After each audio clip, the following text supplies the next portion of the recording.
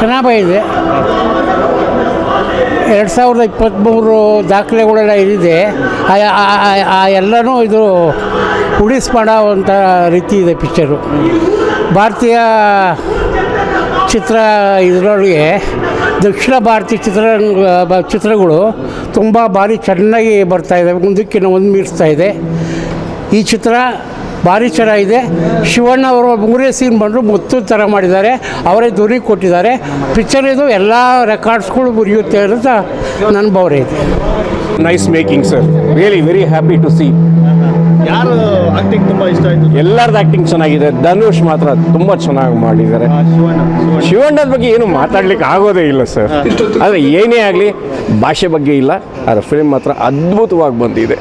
ಭಾಳ ಸಂತೋಷ ಪಡ್ತೇವೆ ಸರ್. ಏನು ಹೇಳಲಿಕ್ಕೆ ಆಗಲ್ಲ ಸರ್. ಆದರೆ ಮೇಕಿಂಗ್ ಮಾತ್ರ ತುಂಬ ಚೆನ್ನಾಗಿದೆ. Hats off whatever it is.